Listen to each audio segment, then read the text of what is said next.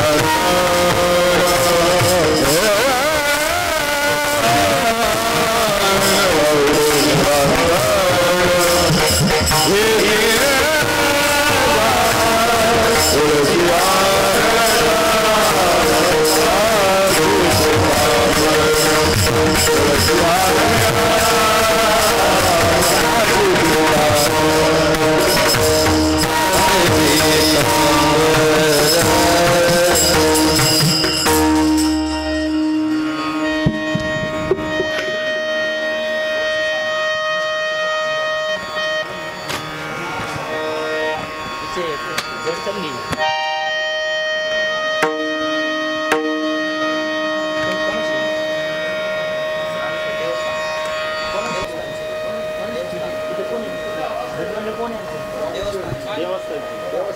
हा पण मेन कोण आहे पेटीची माहिती कोणला आहे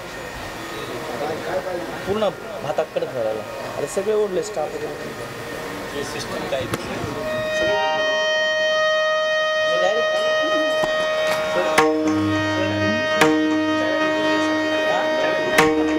सगळे ओढले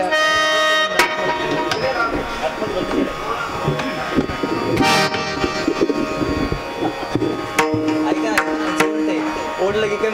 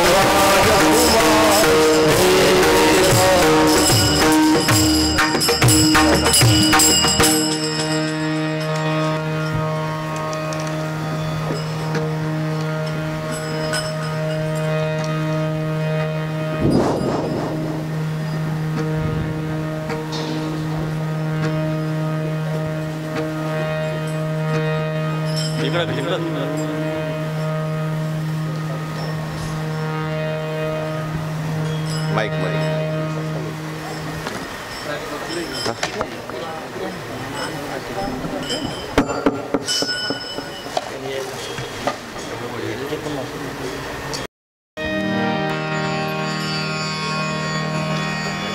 हरी श्री विठ्ठल श्री विठ्ठल श्री विठ्ठल हरी इको थोड़ा श्री विठ्ठल राम कृष्ण हरी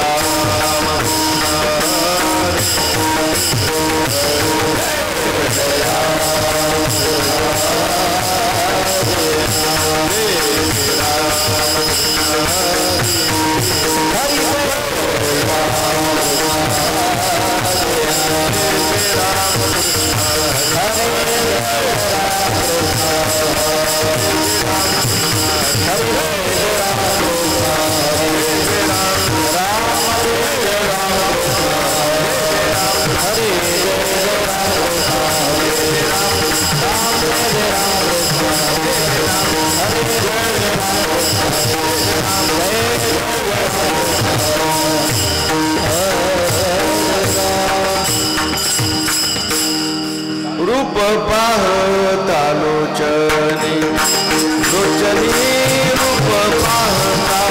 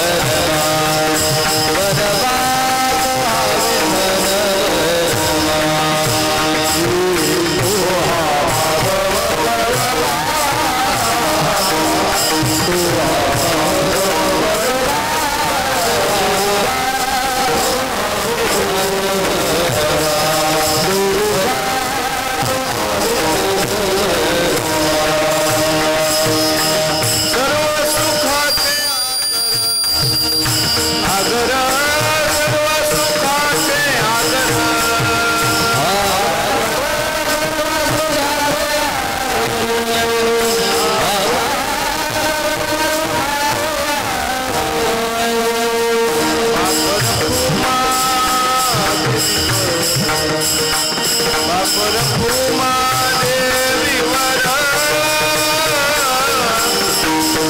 विठ्ठल बरवा विठ्ठल बरवा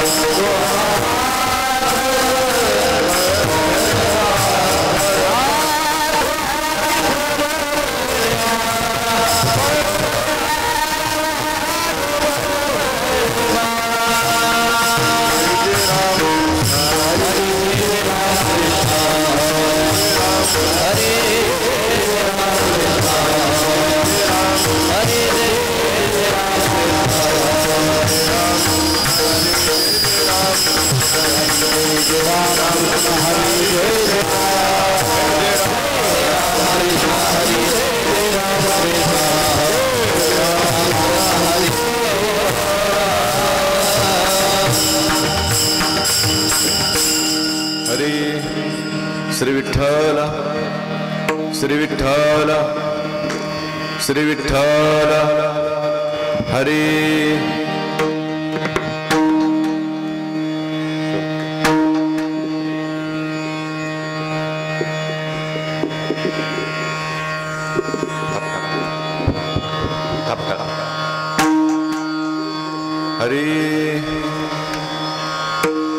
याजसाठी केला होता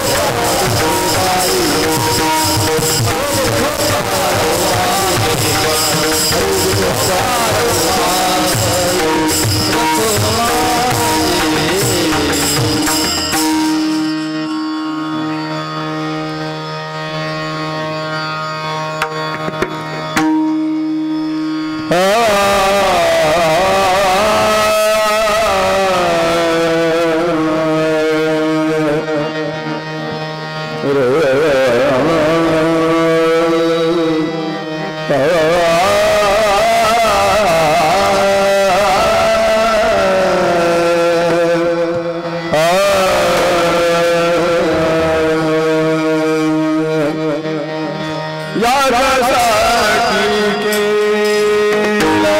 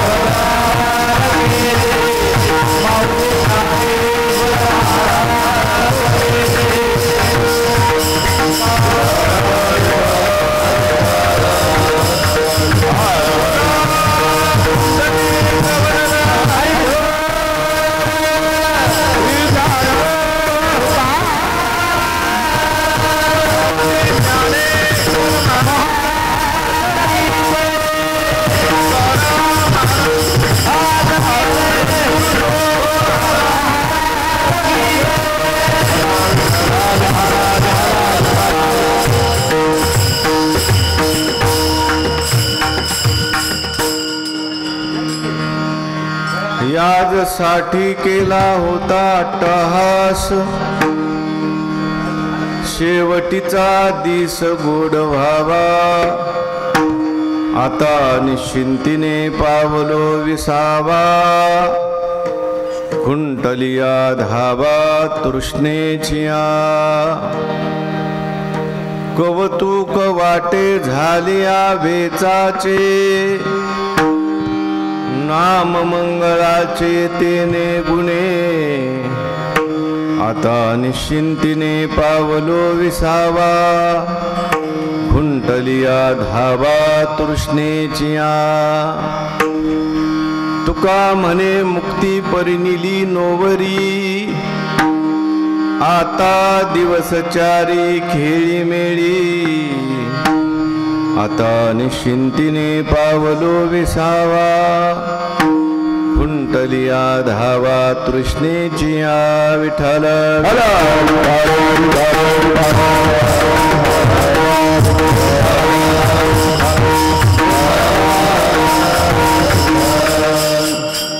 ध्येयं सदा परिभवग्नमभिष्टदोहं, तीर्थास्पदं शिवविरिञ्चिनुतं शरण्यं, नृत्यार्तिहं प्रणतपालभवाब्धिपोतं, वन्दे महापुरुषते चरणारविन्दं. पांडुरंगा करू प्रथम नमन, दुसरे चरणा संतांचिया, त्यांच्या कृपादाने कथेचा विस्तारू बाबाजी सद्गुरु दास तुका. नमो ज्ञानेश्वरा, नमो ज्ञानेश्वरा,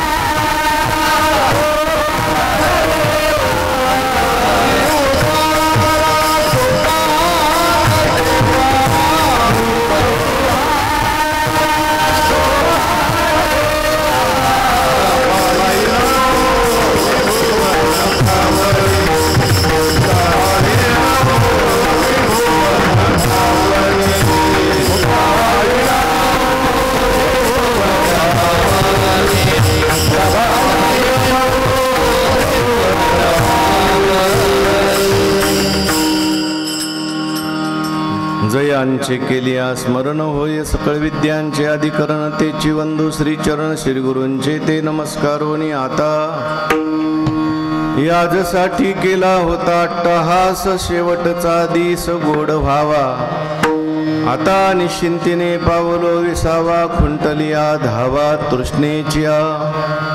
संत श्रेष्ठ जगद्वंद्य जगद्गुरु तुकाराम महाराजांचा हा प्रस्तुत अभंग असून, प्रस्तुत अभंगातून जगद्गुरु श्री तुकोबारायांनी आपल्या जीवनातील साध्य आणि साधन याचा अनुभव सांगितलेला आहे. विठ्ठल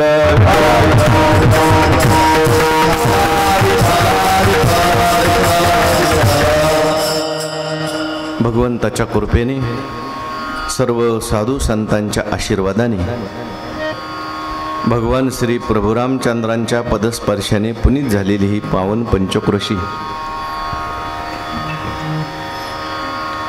अगस्ती महामुनी महाराजांच्या पदस्पर्शाने पुनीत झालेली ही पावन पंचक्रोशी, अनेक साधू संतांच्या पदस्पर्शाने पुनीत झालेले आपल्या या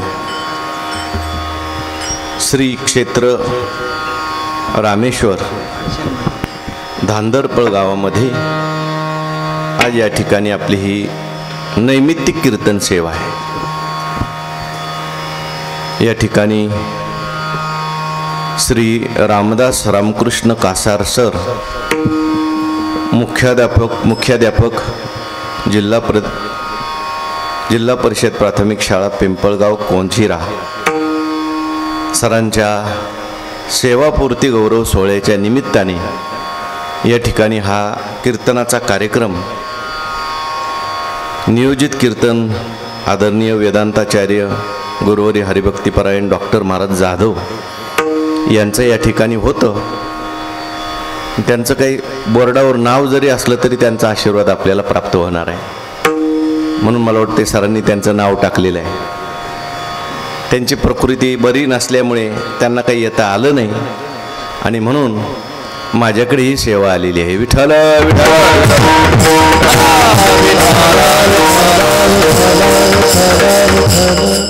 कीर्तनाकरता या ठिकाणी उपस्थित असलेली सर्व ज्येष्ठ श्रेष्ठ मंडळी, या ठिकाणी टाळ घेऊन उभी असलेली आमची सगळी टाळकरी मंडळी, गुरुबंधू मंडळी, महाराज मंडळी, त्याचबरोबर समोर बसलेले सर्व प्रतिष्ठित ज्येष्ठ श्रेष्ठ श्रोते सज्जन आणि माता भगिनी, या सोहळ्यामध्ये सरांचे सहकारी जिवलग मित्र असणारे, आमचे स्नेही परमस्नेही असणारे आदरणीय हरिभक्तीपरायण अरुण महाराज फरगडे यांच्या आग्रहाने माझ्याकडे ही सेवा आलेली आहे. विठ्ठल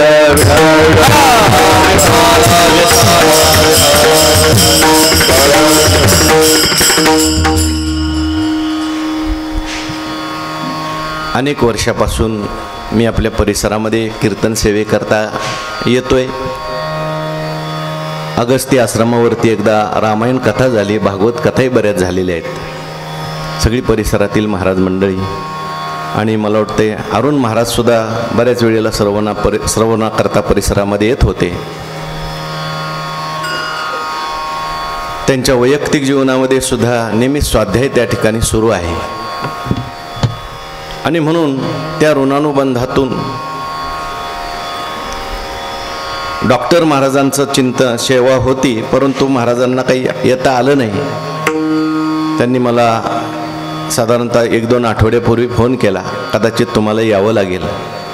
योगायोगाने साकोर या ठिकाणी श्रीमद भागवत कथा चालू असल्यामुळे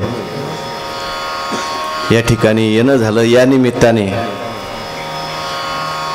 आपल्या सर्वांच्या भेटीचा योग मला प्राप्त झालेला आहे. ज्यांच्या सेवापूर्ती गौरव सोहळ्याचा कार्यक्रम आहे असे असणारे श्री रामदास रामकृष्ण कासार सर, ते या ठिकाणी उपस्थित आहेत. आपल्या सर्वांच्याच भव्य उपस्थितीमध्ये त्यांचा हा सेवापूर्ती गौरव सोहळा संपन्न होत आहे. खूप आनंदाची गोष्ट आहे. विठ्ठल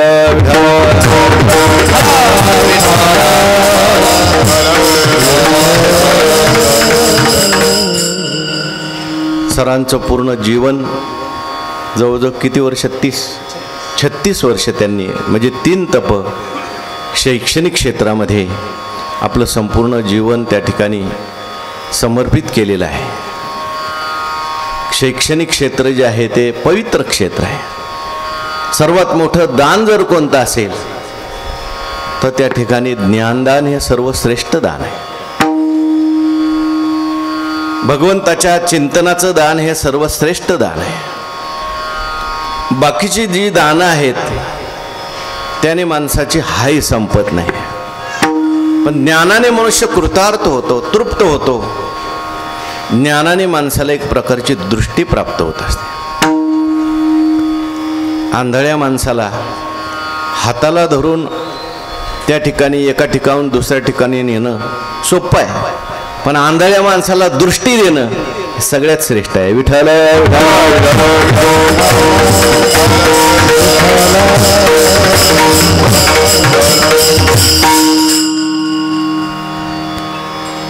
लौकिक ज्ञान असेल, पारमार्थिक ज्ञान असेल, ज्ञानाची मनुष्याच्या जीवनामध्ये खूप गरज आहे.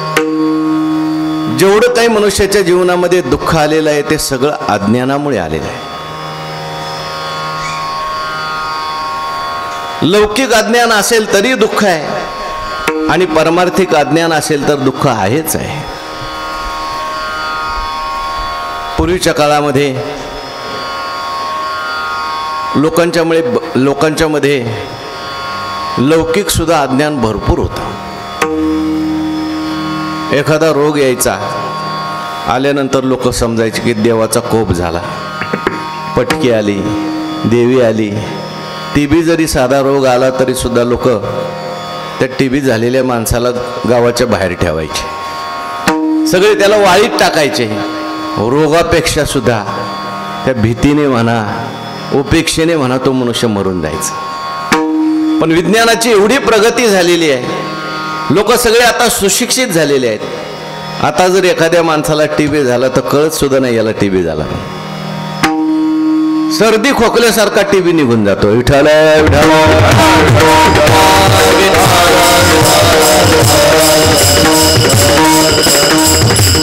विज्ञानाने केलेली ही प्रगती आहे, ज्ञानाची ही प्रगती आहे. मग लौकिक ज्ञान तर माणसाला असलंच पाहिजे, पण त्याचबरोबर परमार्थिक ज्ञान सुद्धा माणसाला असलं पाहिजे. ज्ञान जर नसेल तर केलेलं कर्म जे आहे ते आंधळ कर्म काय उपयोगाचं नाही. ज्ञानोबाराय बोलतात, आंधळ्या गरुडाचे पंख हाती ते कवने उपयोगा जाती, तैसे सत्कर्माचे उपके ठाती ज्ञाने विन. आणि म्हणून आध्यात्मिक ज्ञान त्या ठिकाणी, बाकीचं सगळं ज्ञान आहे आणि आध्यात्मिक ज्ञान जर नसेल, ज्ञानोबाराय उदाहरण देतात, मोरा अंगे आशेसे पिशे हाते बहु असे, परी एकली दृष्टी नसे, तरकियाती गाढा व्याकरणी चोखडा, आत्मज्ञानी पुढा जात्यंदू जैसा. बाकी सगळं येत आहे, परंतु आत्मज्ञान नसेल तर तो मनुष्य आंधळाच आहे. विठ्ठल विठ्ठल.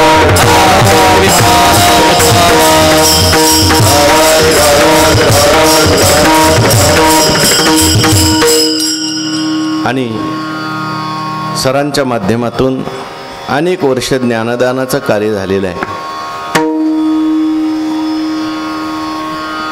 लहान मुलांना शिकवणं अवघड काम आहे बरं का. आता आम्हाला थोडासा अनुभव आहे. वारकरी शिक्षण संस्थेमध्ये माझ्याकडे पहिल्या वर्षाची सेवा आहे आणि बहुतेक आपल्याकडे संस्थेमध्ये येणारे जे असतात विद्यार्थी ते अनेक ठिकाणाहून आलेले असतात. वैकुंठवासी मामासाहेब म्हणायचे ट ठ ड आणि शेवटचा. विनोदानी मामासाहेब असं म्हणायचे, एखादा मुलगा आळंदीत जर वडील घेऊन आले त्याला म्हणायचे, अहो त्याला थोडी शाळा शिकवा. अहो घातलं शाळेमध्ये पण एका वर्गामध्ये 4-4 वर्ष पक्का करतो म्हणे. मग त्याला एखादं काम शिकवा, नोकरी शिकवा. म्हणली नोकरीतही घालून बघितला पण तिकडेही टिकला नाही आणि म्हणून त्याला आळंदीला घेऊन आलोय. आली तर आली ज्ञानेश्वरी. मामासाहेब विनोदाने म्हणायची, ज्ञानेश्वरी एवढी सोपी नाही. विठ्ठल विठ्ठल.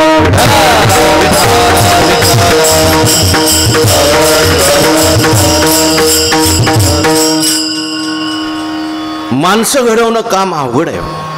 त्यातल्या त्यात लहान मुला संस्कार देणं, आईचं अंतकरण करून त्याला शिकवावं लागतं.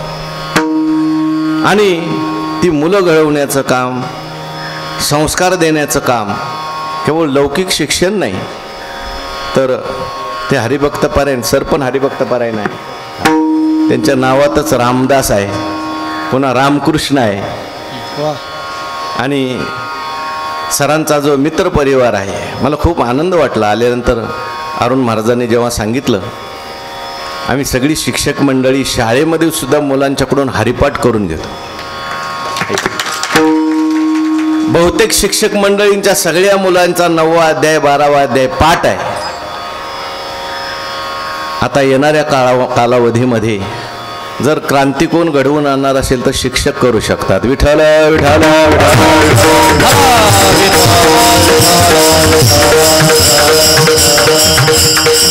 कारण लहान मुलांच्यावर जर संस्कार झाले तर ते जन्मभर त्यांना उपयोगी पडतात. म्हणून अशा पद्धतीने ज्यांच्या जीवनामध्ये एक चांगलं कार्य घडलेलं आहे, अनेक वर्ष त्यांनी ज्ञानदानाचं कार्य केलेलं आहे, सेवा केलेली आहे. आणि म्हणून आज त्यांचा हा सेवापूर्तीचा गौरव सोहळा आहे. अनेक शिक्षक मंडळीसुद्धा या कार्यक्रमाकरता उपस्थित आहेत परिसरातील. कोणी असं म्हणेल, हा अभंग तर शेवटच्या दिवशी अभंग आहे. पण तुकाराम महाराजांनी या अभंगात जो शेवट सांगितलाय तो मेल्यावरचा सांगितला नाही बरं का. हा अभंग तुकाराम महाराजांनी मेल्यावर लिहिलाय का जिवंत असताना लिहिलाय? जिवंत असताना लिहिलाय. या अभंगातला जो शेवट आहे तो मेल्यानंतर कसा करायचा नाही, जिवंत असताना करायचा आहे. विठ्ठल विठ्ठल.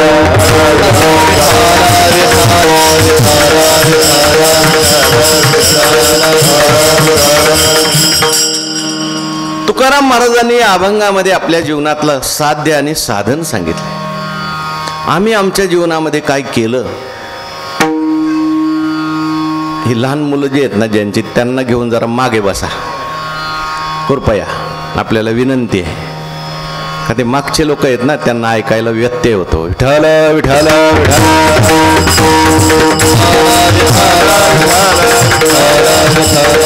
कुंडलिक वरना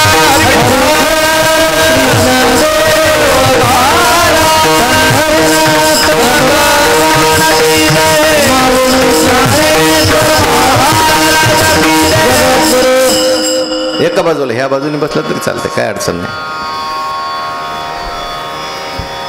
आम्ही आमच्या जीवनामध्ये काय केलं आणि आम्ही आमच्या जीवनामध्ये काय मिळवलं. आम्ही आमच्या जीवनामध्ये असं काही केलं की जे केल्यानंतर आता काही करायचं शिल्लक राहिलं नाही. ऐका, आम्ही आमच्या जीवनामध्ये असं काही मिळवलंय की जे मिळवल्यानंतर आता आम्हाला काही मिळवायचं शिल्लक राहिलं नाही. तुम्ही सुद्धा तुमच्या जीवनामध्ये असं काही करा की जे केल्यानंतर आता काही करायचं शिल्लक राहणार नाही. तुम्ही सुद्धा तुमच्या जीवनामध्ये असं काही करा की जे मिळवल्यानंतर मिळवायचं शिल्लक राहणार नाही. आपण जन्मभर करतो पण करायचं शिल्लक राहतं बरं का. या जन्मात करायचं शिल्लक राहतं असं नाही, पुढचा जन्म घ्यावा लागतो. कर्मे जे उरावे तीही सुखी दुःखी फळा यावे, तया ते भोगावया यावे. देहाय का केले कर्म झाले तेची भोगा आले. पूर्वते कर्म भोगाय कर्म कर्तुंच भुंजते. कर्म कर्तुंच भुंजते. कर मर कर हे आपलं चालूच आहे सारखं. डू डाय आणि डू करत राहतो मनुष्य, पण त्याचं करणं कधी संपत नाही. त्याचं कारण आहे काय करायचं हे कळत नाही. विठ्ठल विठ्ठल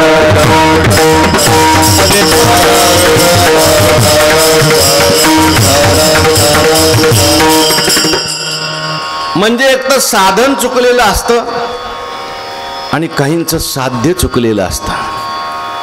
पहिलं तर साध्य चुकलेलं असतं म्हणून साधन चुकलेलं असतं. नेमकं आपल्याला काय मिळवायचं आहे हे माणसाच्या जीवनात ठरलं पाहिजे, त्याला कळलं पाहिजे. बऱ्याच वेळेला मनुष्य मिळवतो कुठलं तरी लौकिक साध्य मनुष्य आपल्या डोळ्यासमोर ठेवतो. ते साध्य मिळाल्यानंतर ते साध्य साध्य राहत नाही, ते साध्य साधन होतं. आपल्या डोळ्यासमोर आपण परम साध्य ठेवलं पाहिजे तरच मिळवणं संपत. लौकिकामध्ये आपल्या डोळ्यासमोर साध्य बदलत राहतात.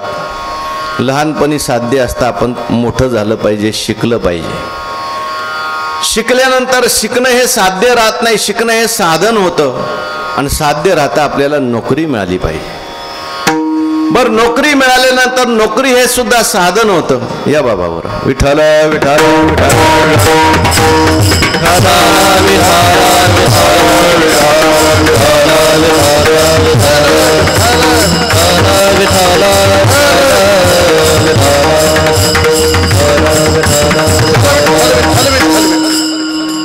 म्हणजे साध्य सारखं बदलत राहतं. नोकरी मिळाल्यानंतर साध्य काय?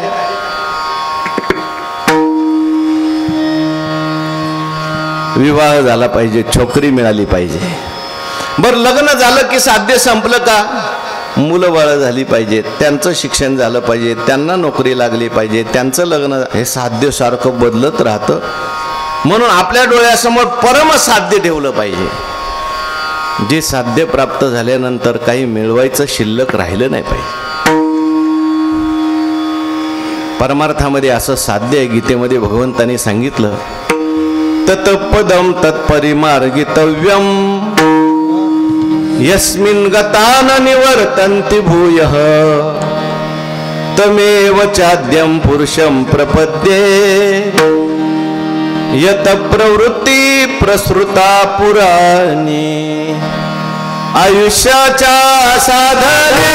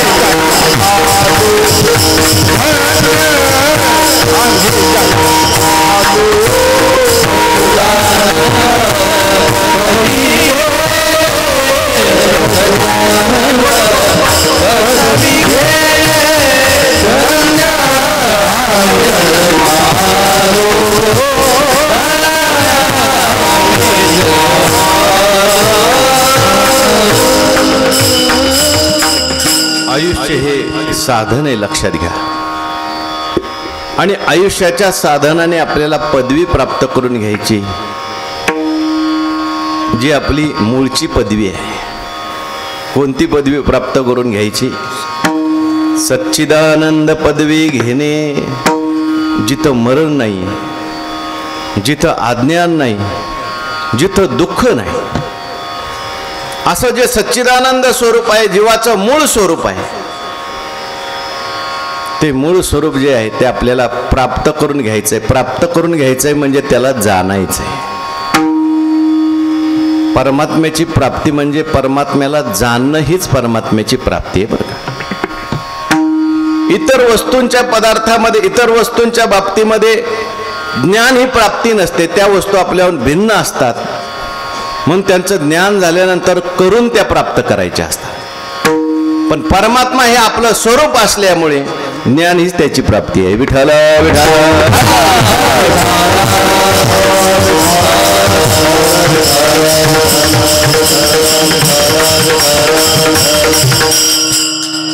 आणि प्रत्येकाचा ओढा तिकडेच आहे. मरण कोणालाच आवडत नाही.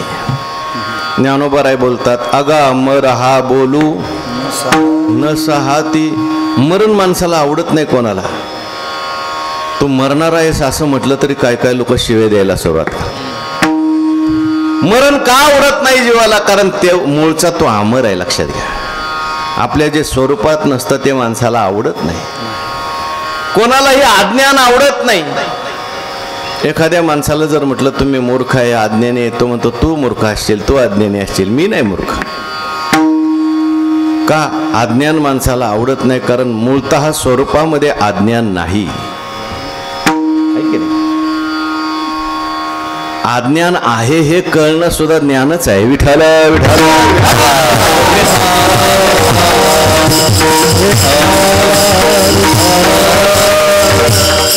अज्ञानाचा सुद्धा आपल्याला अनुभव येतो. सद्गुरू जोग महाराजांच्याकडे एक मनुष्य गेला, म्हटला महाराज मी आजकाल फार दुःखी आहे. जोग महाराज म्हटले तू दुःखी नाही, तू दुःखाला जाणणार आहेस. आजकाल मी फार उदासीन राहतो. म्हटले तू उदासीन नाही, तू उदासीनतेला तू जाणणार आहेस.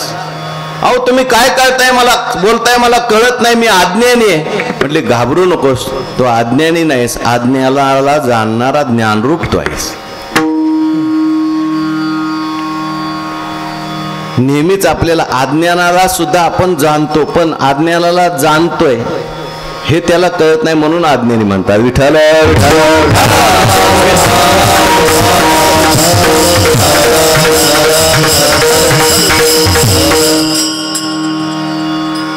म्हणून आयुष्य हे साधन आहे. महाराजांनी आपल्या जीवनामध्ये आपल्याला साध्य सांगितलंय, साधन सांगितलंय. काही अभंग असे आहेत की ज्याच्यात साध्य सांगितलं असतं, साधनाचा विचार नसतो. काही अभंग असे सापडतात की ज्याच्यात साधन सांगितलेलं असतं, साध्याचा विचार. पण हा सुंदर असा अभंग आहे, याच्यामध्ये साध्यही सांगितलं आणि साधनही सांगितलं. आपल्या सर्वांच्या करता सांगितलंय. आपणही आपल्या जीवनामध्ये ते साधन केलं पाहिजे आणि आपल्या जीवनात ते साध्य मिळवलं पाहिजे. आम्ही आमच्या डोळ्यासमोर काय साध्य ठेवलं आणि त्याच्याकरता काय केलं हे अभंगाच्या पहिल्या चरणात सांगितलं.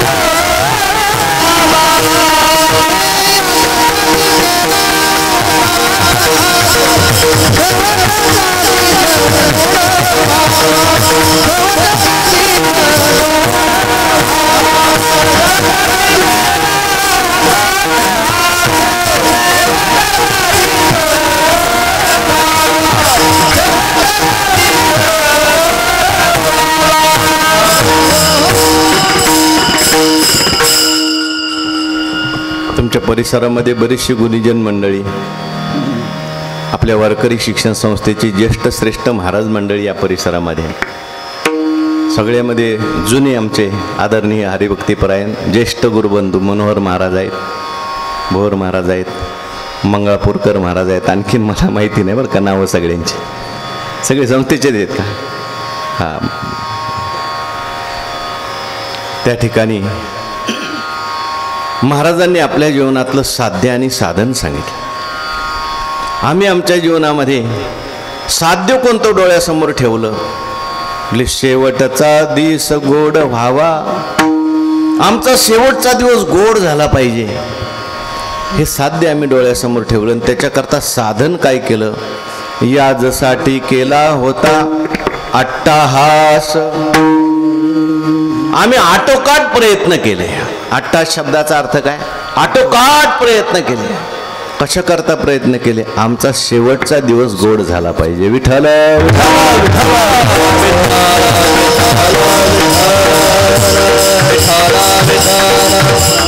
आता हा शेवटचा दिवस म्हणजे कोणता दिवस आहे?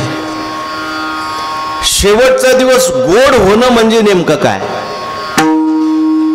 आणि शेवटचा दिवस गोड होण्याकरता अट्टाहास करायची गरज काय? कशाचा अट्टाहास केला आणि का केला? विठ्ठल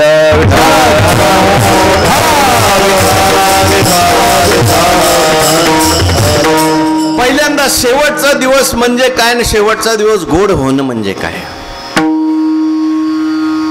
तुम्ही आम्ही ज्याला शेवटचा दिवस समजतो तो खरा शेवटचा दिवस नाही. आपण ज्याला शेवटचा दिवस गोड होणं समजतो ते शेवटचा दिवस गोड होणं सुद्धा नाही. खरं तर शेवटच्या दिवसाकडे बहुतेक लोकांचं लक्ष सुद्धा नाही. एक असतो माध्यान्ह काळ आणि एक असतो अंतकाळ. माध्यान्ह काळाची चिंता करता करता माणसाचा सगळा दिवस निघून जातो. त्याला शेवटच्या दिवसाचा विचार करायला वेळ कुठे? लोकांना जर आपण म्हटलं चला भजनाला, चला कीर्तनाला, चला वारीला, ते म्हणतात आम्हाला मरायला वेळ नाही. माध्यान्ह काळाचा विचार मनुष्य करत नाही. आपला माध्यान्ह काळाचा विचार करता करता त्याचा दिवस जातो. अंतकाळाचा विचार मनुष्य करत नाही. पण जी ज्ञानी लोक असतात ते मात्र अंतकाळाचा विचार करतात. श्रीमद भगवद्गीतेमध्ये भगवंतांनी 13व्या अध्यायात ज्ञानी पुरुषाचे 18 लक्षणं लिहिली. अमानित्वम, अधम अहिंसा, शांतिरार्जवम, आचार्योपासनम, शौचम, स्थैर्यम, आत्मविनिग्रह, ह्या सगळ्या सांगत महत्वाचं लक्षण सांगितलंय. जन्म मृत्यू जरा व्याधी दुःख दोषानुदर्शनम. जो ज्ञानी जो असतो तो अनुदर्शन करतो. अनुदर्शन शब्दाचा अर्थ आहे पुन्हा पुन्हा विचार करणं. विठ्ठल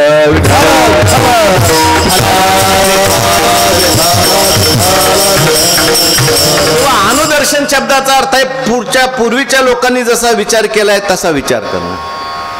किंवा अनुदर्शन शब्दाचा अर्थ आहे आपल्यावर आता ती वेळ आली नाही पण पुढे वेळ येणार आहे ते पुढचं आताच पाहणं.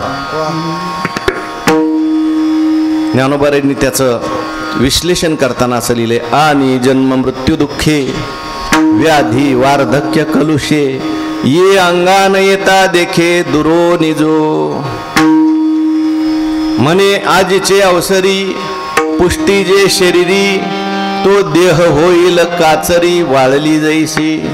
पद्मदळासी साळे भांडता ती जे डोळे ते होती पडवळे पिकली जैसी. आज माझं शरीर चांगलं आहे पण उद्या शरीर थकल्यानंतर काय?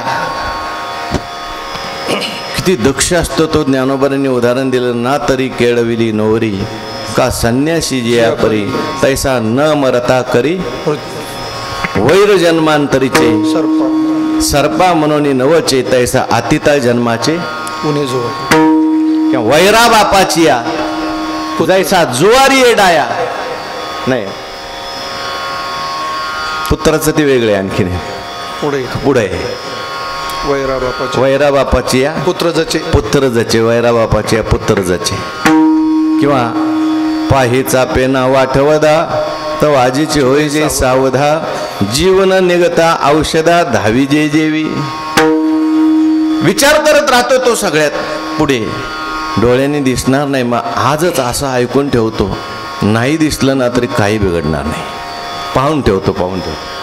कानाने पुढे कदाचित ऐकून ठेवतो, ऐकू येणार नाही, मग आज असं काय ऐकून ठेवतो की पुढं नाही ऐकू आलं तरी काही बिघडत नाही. काही महात्मे मला भेटले, त्यांना आता ऐकू येत नाही. म्हटलं आता तुम्हाला ऐकू येत नाही, तुम्हाला वाईट वाटत नाही का? नाही म्हटले, आम्ही मामासाहेबांचं ऐकलं, आम्ही दोंडा महाराजांचं ऐकलं, आत्ताचं ऐकण्यापेक्षा बहिरे असलेलं चांगलं. विठाला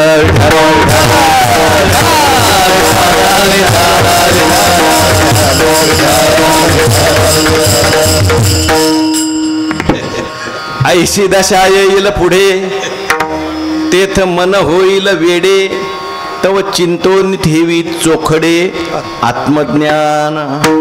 ज्ञानी जो असतो तो कसा अनुदर्शन करतो.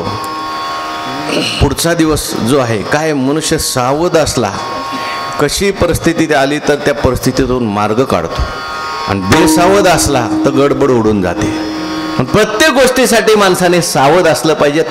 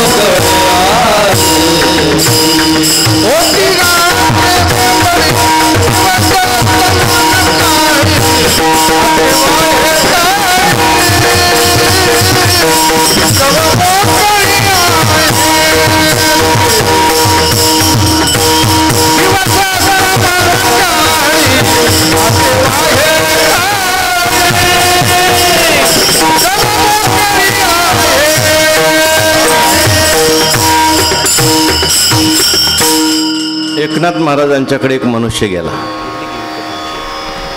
महाराज, तुम्ही नेहमी शांत असता, कोणाशी भांडत नाही, कोणाचा रागद्वेष करत नाही. आम्ही किती जरी ठरवलं भांडायचं नाही तरी भांडण होतच.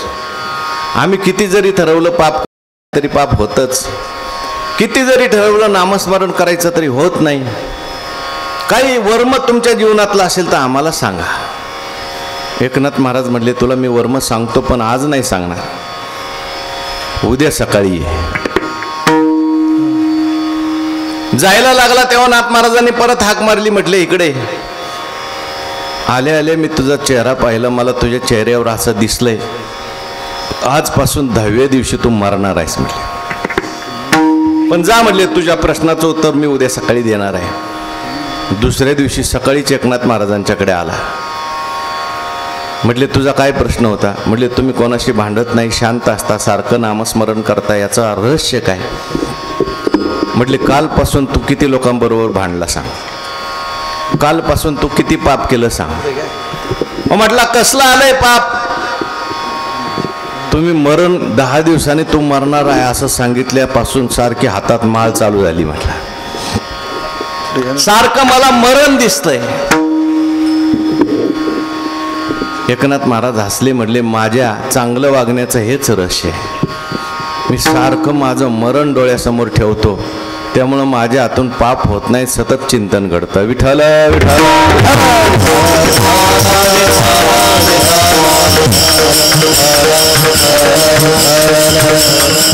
मग ज्ञानी जो असतो त्याच्या डोळ्यासमोर शेवट असतो. तुकाराम महाराज म्हणतात, आम्ही मध्यान्ह काळाचा विचार जास्त केला नाही. संसाराच्या नावे घालून या शून्य, वाढत हा पुण्य धर्म केला. अन्नमान धन हे तो प्रारब्धा अधीन. बाकी आम्ही जास्त खटपट केली नाही. संसार तुकाराम महाराजांनी बहुतेक सगळा प्रारब्धाकडे लावून दिला किंवा देवाला सोपवून दिला, पण शेवट गोड झाला पाहिजे याच्याकरता मात्र पुरुषार्थ केला. विठ्ठल विठ्ठल.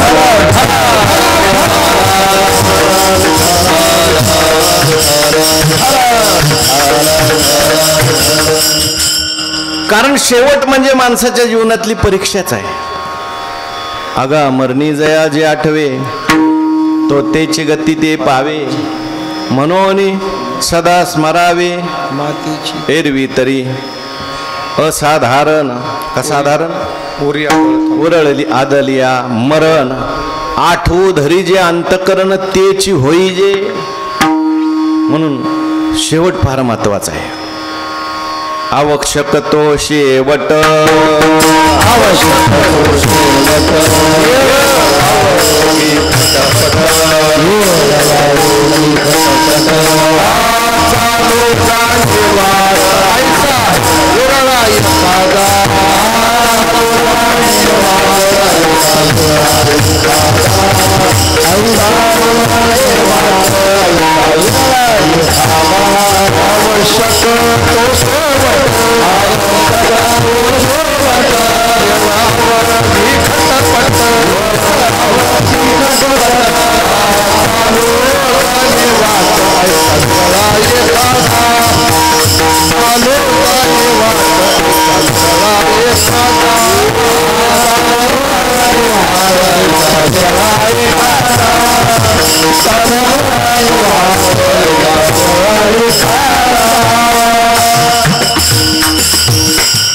काहींची सुरुवात गोड होते पण शेवट वाईट होतो.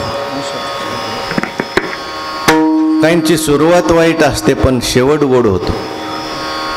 काही असे असतात सुरुवातही वाईट आणि शेवटही वाईट, पण काही महात्मे असे असतात सुरुवातही गोड आणि शेवटही गोड, पण शेवटचा गोड महत्वाचा आहे.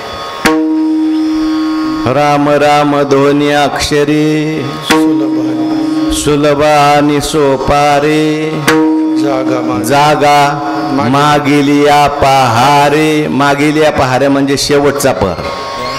शेवटचा पहर म्हणजे 75च्या पुढचा. त्या प्रहरात तरी जागा. शेवटचे गोड त्याची खरी गा. रामकृष्ण वासुदेवा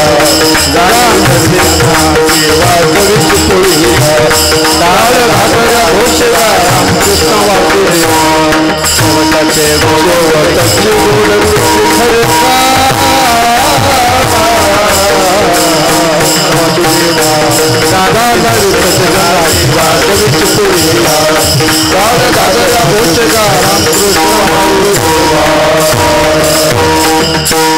शेवटचे गोड त्याची खरी गा. रामकृष्ण वासुदेवा जानवी तसे जनासे वाजवीची पोळीया. टाळ घागऱ्या घोषेगा रामकृष्ण वासुदेवा. आम्ही त्या ठिकाणी शेवट गोड झाला पाहिजे याच्याकरता आटोकाट प्रयत्न केले. पण शेवट गोड होणं म्हणजे काय? तुम्ही आम्ही ज्याला शेवट गोड होणं समजतो तो शेवट गोड होणं नाही बरं का. आपण शेवट गोड कशाला समजतो? एखाद्या मनुष्याचा अंतकाळ जर शांततेत झाला, लोक म्हणतात त्यांचा शेवट गोड झाला. अंत्ययात्रेला खूप गर्दी जमली, त्यांचा शेवट गोड झाला. त्यांच्या घरच्या लोकांनी त्यांना चंदनाच्या लाकडात जाळलं, त्यांचा शेवट गोड झाला. 14व्याला खूप गोड जेवणाला लोक जमली, शेवट गोड झाला. एवढ्याने शेवट गोड होत नाही बरं का. हो, काही महात्म्यांच्या मुखातून ऐकलं ते म्हणले इथं चंदनाची लाकडं आहेत पण आचरण चांगलं नसेल तर यम लाकडाने वडवतो.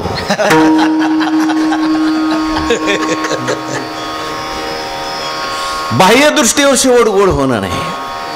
बरेच वेळेला असं होतं काही लोक जन्मभर परमार्थ करतात आणि त्यांचा अंतकाळ जो आहे तो अपघाताने होतो. दुर्धर असा आजार होतो आणि त्यांचा शेवट जो आहे तो हॉस्पिटलमध्ये आरडत ओरडत होतो. लोक हळहळ करतात त्यांनी जन्मभर परमार्थ केला आणि त्यांचं असं का झालं. आणि काही काही बहादर असे आहेत खाऊ नये ते खाल्लं, पिऊ नये ते प्याला आणि नेमका एकादशी दिवशी शांततेत मेला. लोक म्हणतात त्यांनी एकादशी साधली आणि यांचं असं का झालं. विठ्ठल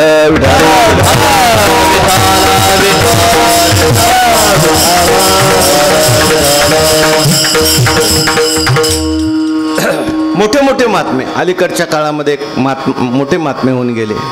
पैठणला आपले बाजीराव महाराज,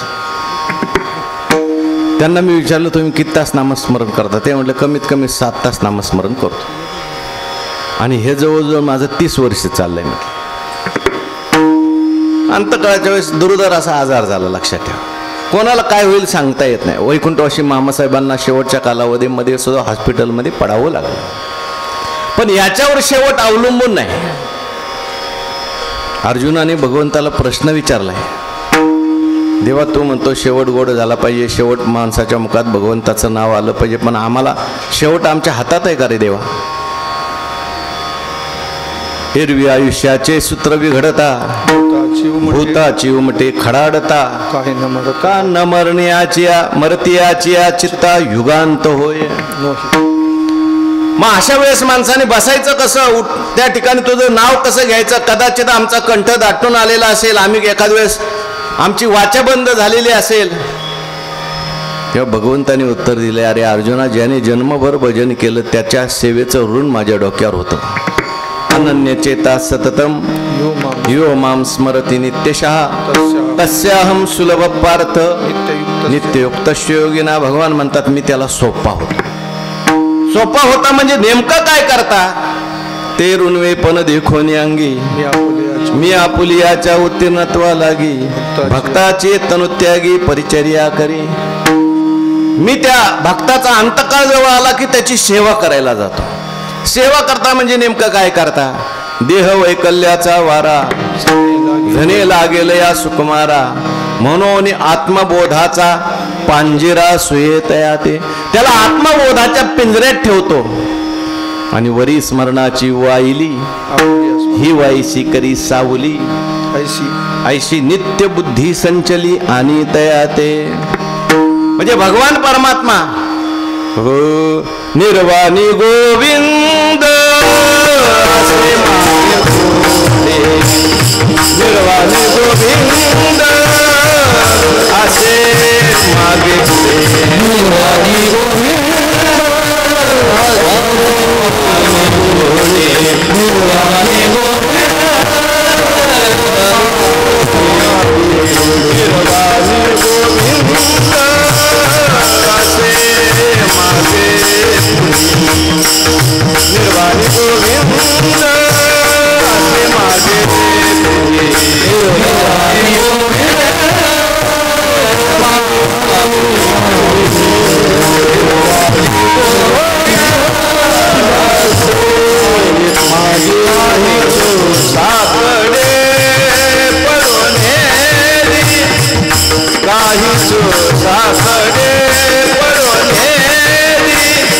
विषय तो त्याचा झाला विषय तो त्याचा झाला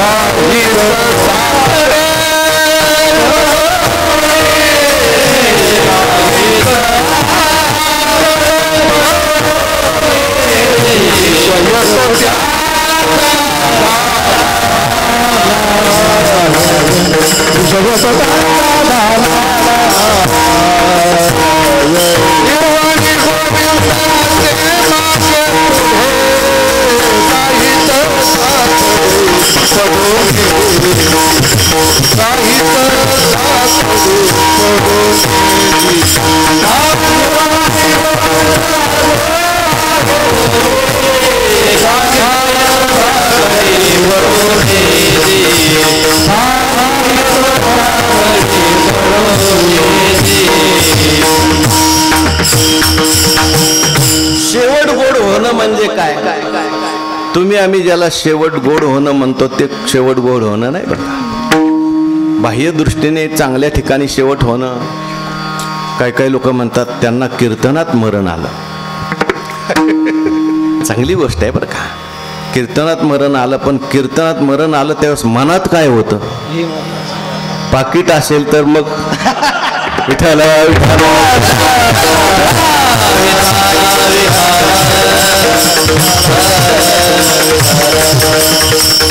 तसं नसतं बरं का कोणाच्या. पण मनावर परमार्थ जास्त अवलंबून आहे, बाह्यपेक्षा आत काय चाललंय. म्हणून आमचा शेवट गोड होण्याकरता आम्ही आटोकाट प्रयत्न केले. आम्ही ज्याला शेवट समजतो तो खरा शेवटचा दिवस नसतो. आपला शेवटचा दिवस आपण कशाला समजतो? देह पडतो त्या दिवसाला आपण म्हणतो त्यांचा शेवट झाला. पण ज्या दिवशी देह पडलाय त्या दिवशी त्यांच्या शरीराचा शेवट झालेला आहे. स्थूल शरीर पडलंय, पण आतलं जे सूक्ष्म शरीर आहे तर तसंच असतं, ते पुढच्या गतीला जात असतं. मग खरा शेवट स्वर्गाला गेल्यावर सुद्धा नाही, खरा शेवट ब्रह्मलोकाला गेल्यावर सुद्धा नाही, लोकांतराला गेल्यावर सुद्धा नाही. मग खरा शेवट कधी आहे? महाराज त्याचं उत्तर दुसऱ्या चरणात सांगतात. आता निश्चिंतेने पावलो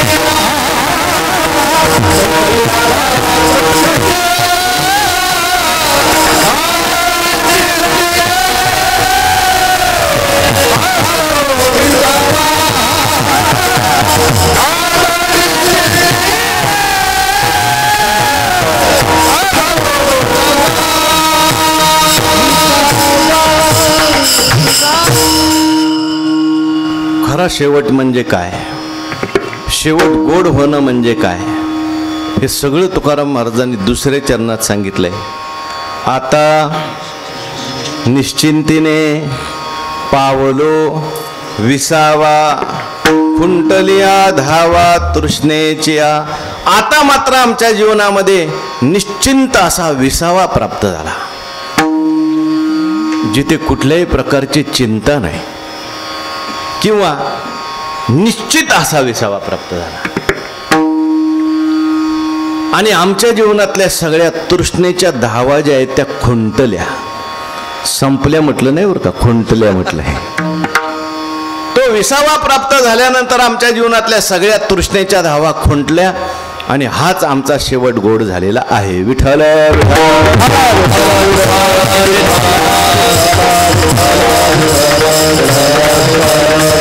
मी आपल्याला सांगितलं सुरुवातीला, हे शरीर पडलं म्हणजे माणसाचा शेवट होत नाही. परत जन्म घ्यावा लागतो त्याला. स्थूल शरीर पडलं तरी सूक्ष्म शरीर असतंच, त्याला कारण असलेलं अज्ञान कारण शरीर असतंच. शरीरम यदवाप्नोति यच्चा मुत्क्रामतीश्वरः गृहीत्वैता संयाति वायुर्गंधा निवास देवी मनषष्टाय्या इंद्रिया ते धनंजया देहराजने देहापासो निगेला. हो काय परिमळ गेलिया ओस फुल देठी आयुष्या शेवटी देह तैसा. मी उदाहरण देत असतो हल्लीच्या काळातलं. आपण सगळेच मोबाईल वापरतो. मोबाईल 3-4 वर्ष वापरला की त्याची बटणं खराब होतात. मग मनुष्य काय करतो, बाजारातून नवीन मोबाईलचं खोका आणतो, आपलं जुनं कार्ड काढतो आणि त्या नवीन मोबाईलमध्ये टाकतो. जुनं खोका आहे ते फेकून देतो. तसं देवाने दिलेला आपल्याला हा मोबाईल आहे शरीर. 60-70 वर्ष झाली की याची बटणं खराब व्हायला लागतात. कोणाचं कानाचं बटन गेलं, कोणाचं डोळ्याचं बटन गेलं, पण मोबाईल सोडायची काही तयारी. मग देव हिसकून घेतो मोबाईल आणि देव त्याच्यातलं सिम कार्ड बाहेर काढतो. त्या सिम कार्डमध्ये देव बघतो बॅलन्स किती आहे त्याचा, किती नामस्मरण केलंय, किती चिंतन केलंय, कसा वागलाय, ते सगळं प्रत्येकाचं सिम कार्ड जवळच आहे बरं का. ते देवाला काय बघावं लागत नाही. देव फक्त शेवटी सिम कार्ड चेक करतो. प्रत्येकाची पॉझिटिव्ह निगेटिव्ह त्याच्या बरोबरच आहे. आणि मग जसं त्याचं कर्म असेल, वासना असतील, तसं भगवान त्याला नवीन मोबाईल देतो. वासांशी जीर्णानि यथा विहाय नवानि गृह्णाति नरोपराणि तथा शरीरानि विहाय जीर्णान्यन्यानि जैसे जीर्णवस्त्र सांडिजे मग नूतन वेढीजे तैसे देहांतरा ते स्वीकारिजे चैतन्यनाथे. शरीर जरी पडलं तरी शेवट झाला नाही, त्याच्यातला जीवात्मा जो असतो तो पुढे जात असतो. मग शेवट कधी, किती जरी फिरला तरी शेवट नाही बरं का. ज्यावेळेस त्याला देवाची प्राप्ती होईल किंवा आत्मज्ञान होईल तेव्हा शेवट. विठ्ठल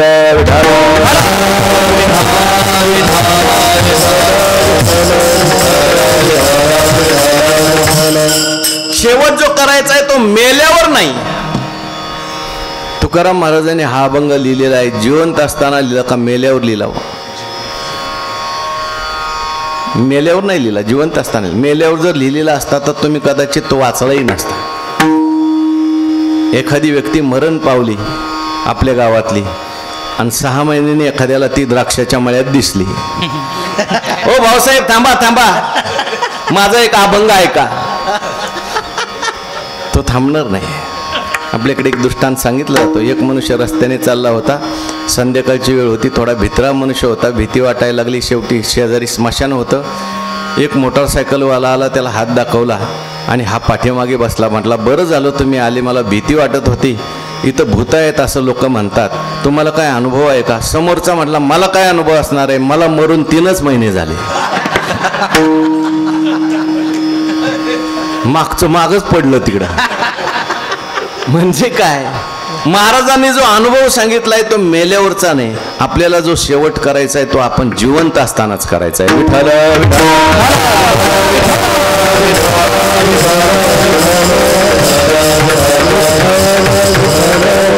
जिवंत असतानाच निश्चिंत असलेला विसावा प्राप्त करून घ्यायचा आहे. जिथे कुठल्याही प्रकारचे चिंतन आहे, हा विसावा म्हणजेच परमात्म्याचं स्वरूप आहे किंवा देव आहे.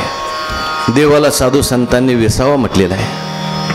तुकोबाराय वर्णन करतात, भागल्याचा तू विसावा, भागल्याचा तू विसावा,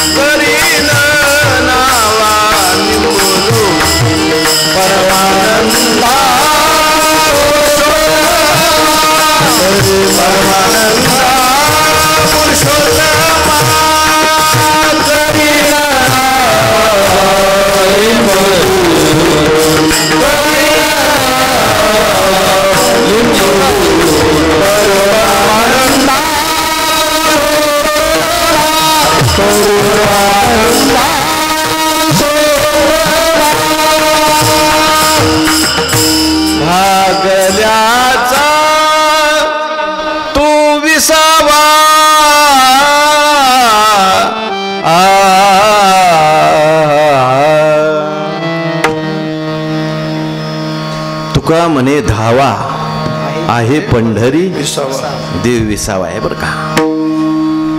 आणि देवाचं स्वरूप जे आहे ते निश्चिंत असं स्वरूप आहे. देव किंवा देवाचं स्वरूप ते प्राप्त झाल्यानंतर आता कोठे धावे मन तुझे चरण देखिलिया, निश्चिंत असा विसावा प्राप्त होतो. कुठली चिंता त्या ठिकाणी राहत नाही. बाहेर कशी परिस्थिती असली तरी सुद्धा जीवाला एकदा हा विसावा प्राप्त झाला. जीव सारखा धावतोय पुनरपि जननम पुनरपि मरणम, पण एकदा का हा विसावा प्राप्त झाला का त्याचं धावणं थांबतं. विठ्ठल विठ्ठल.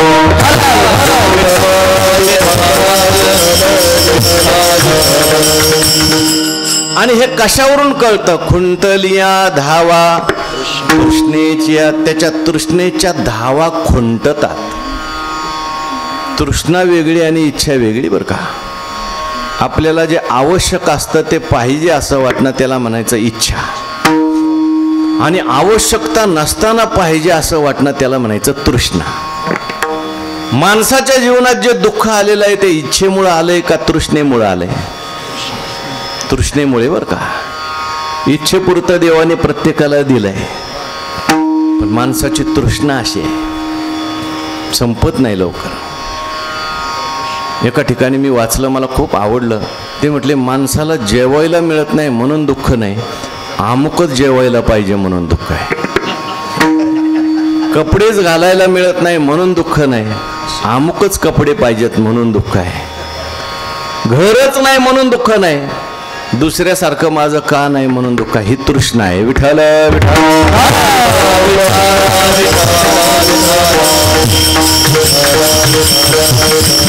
आमचे गुरुवर्य कोरेकर महाराज विनोदाने सांगत असतात तृष्णा आणि इच्छातला फरक. म्हटले भूक लागल्यानंतर जेवावंसं वाटणं इच्छा, आणि जेवल्यानंतर तंबाखू खाऊ वाटणं ही वासना किंवा तृष्णा आहे.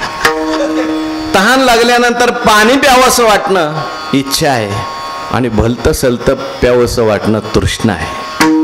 आपल्याला कपडे असावे वाटणं इच्छा आहे, पण किती कपडे असले तरी दुसऱ्याचे पाहिले की तसेच असावे वाटणं. एक मनुष्य मला भेटला, मला म्हटला 365 दिवसाचे 365 ड्रेस शिवलेले आहेत मी. म्हटलं चांगली गोष्ट आहे, शेवटी सरपनाम म्हणायचं कामच ठेवलं नाही. तैशी तृष्णा वाढलिया मग मेरू ही हातालिया, तरी म्हणे एखादिया दारुणाही ओळगो. महाराज म्हणतात कुंटलिया धावा तृष्णेच्या. आमच्या जीवनात शेवट झाला, पण याच्याकरता आम्हाला अट्टहास करावा लागला. तो कशाचा केला याचं उत्तर तिसऱ्या चरणात. कवतुक वाटे झाले यावे ताते, कवतुक वाटे झाले यावे ताते, कवतुक वाटे झाले यावे ताते, कवतुक वाटे झाले यावे ताते, कवतुक वाटे झाले यावे ताते, कवतुक वाटे झाले यावे ताते, कवतुक वाटे झाले यावे ताते, कवतुक वाटे झाले यावे ताते. मंगळाचे राम मंगळाचे हे गुणे, राम मंगळाचे हे गुणे, राम मंगळाचे गुणे आताने तेने पावलो विरामा, आताने तेने पावलो विरामा, आताने तेने पावलो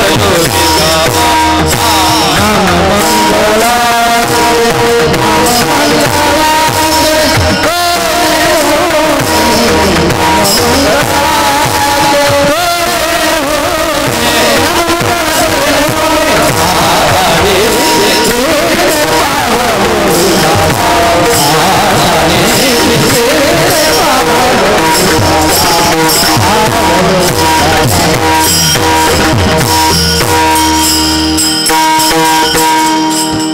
कवतुक वाटे झालिया वेचाचे, नाम मंगळाचे तेने गुणे. आमच्या जीवनाचा वेच झाला, त्याचं आम्हाला कौतुक वाटतंय.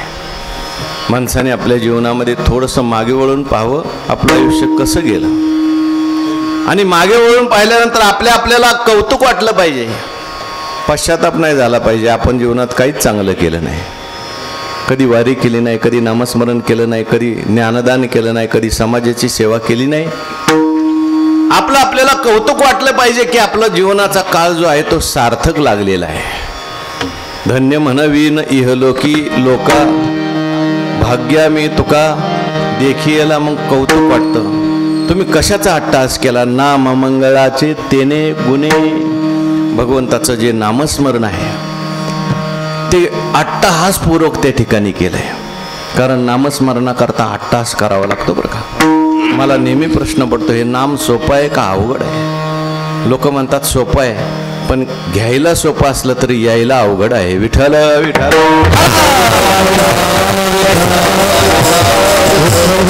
ज्ञानोबा बोलतात, जयाचे वाचे पुढे भोजे, नाम नाचत असे माझे, जे जन्म सहस्री ओळगी जे एक वेळ यावं. एकदा मुखाला नाम यायला 1000 जन्माची मागची सेवा पुण्य.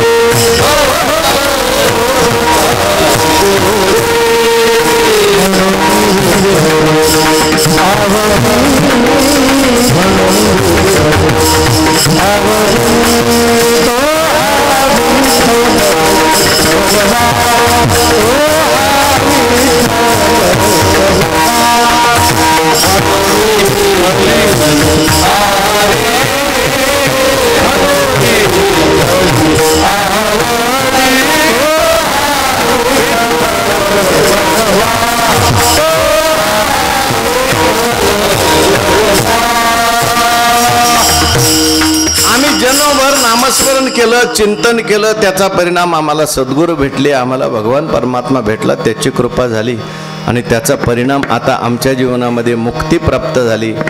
तुका म्हणे मुक्ती परिनेली नोवरी, आता दिवस चारी खेळी मेळी, आता निशिंतीने पावलो विसावा, खुंटलिया धावा तृष्णेची विठोबा.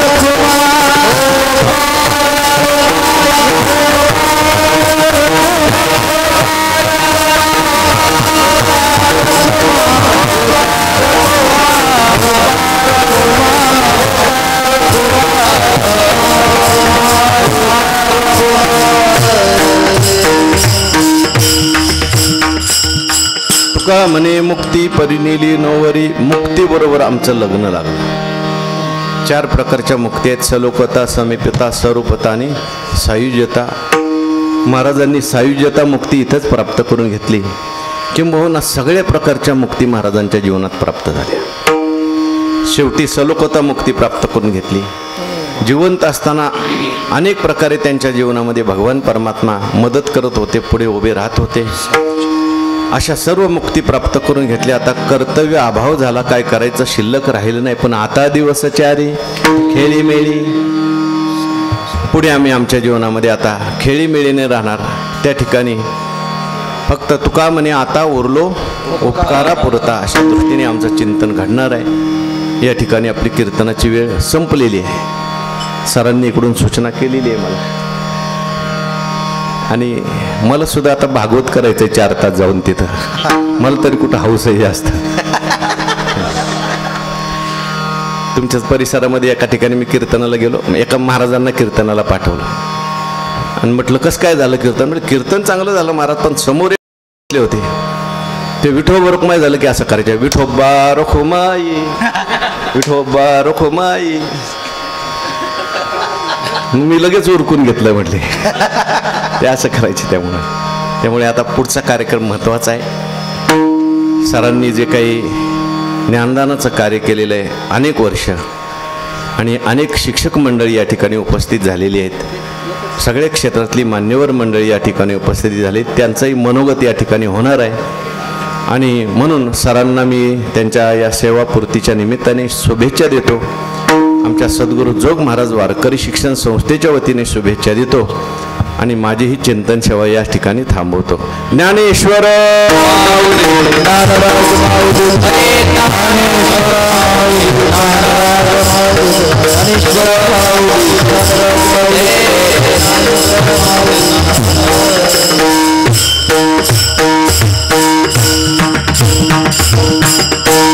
तुका म्हणे मुक्ती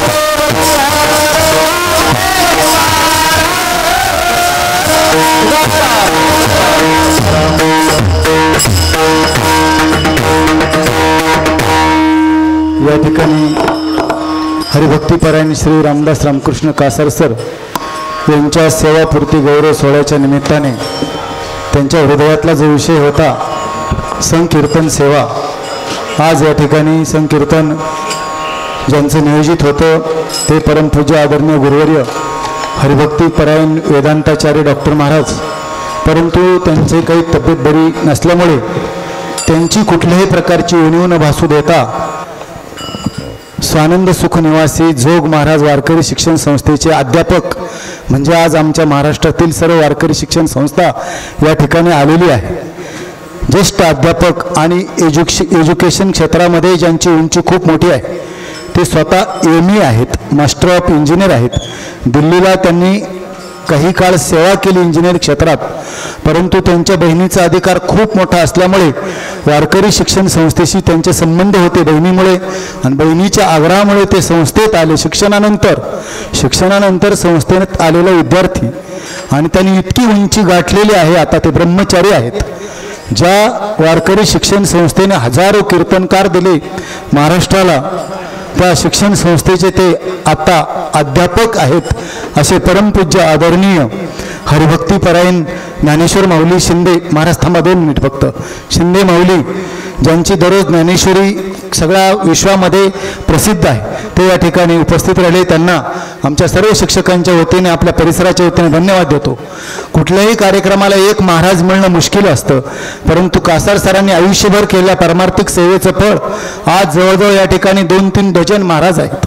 त्यामध्ये आता सगळ्यांचे नामनिर्देश करणं पहा, आपण अनेक कार्यक्रम पाहतो, एका कार्यक्रमाला एक महाराज यातला एक नेणं हे किती जिकरीचं असतं. या ठिकाणी सगळी महाराज लोकांची ताटी आहे. त्यामध्ये आमच्या वारकरी शिक्षण संस्थेचं रत्न हरिभक्तीपरायण दत्तात्रय महाराज भोर, त्यांना घाई असल्यामुळे बरं का, अतिशय आमच्या वारकरी या ठिकाणी दोन्ही तालुक्यातलं असलेले रत्न ते ताटीला उभे असले की असा आत शहारे येत असतात.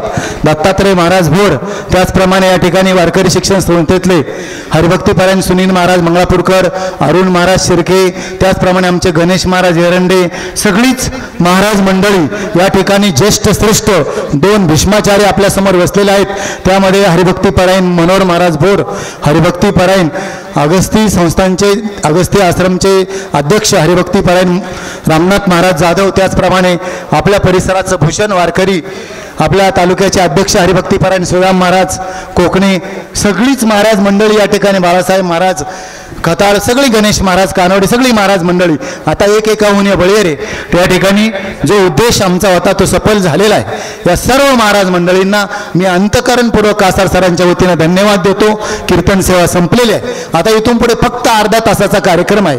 सरांचा या ठिकाणी सेवापूर्ती गौरव सोहळा या ठिकाणी होईल. सर्वांना विनंती आहे फक्त मोजून अर्धा तास बसायचे. पुढील सर्व सूत्रसंचालन केंद्रातील सर्व शिक्षक, आमचे सगळे शिक्षक बंधुवर्ग हे स्वीकारतील. त्यांना विनंती आहे, महाराजांना पुन्हा एकदा त्रिवार धन्यवाद देतो. या ठिकाणी थांबतो. रामकृष्ण.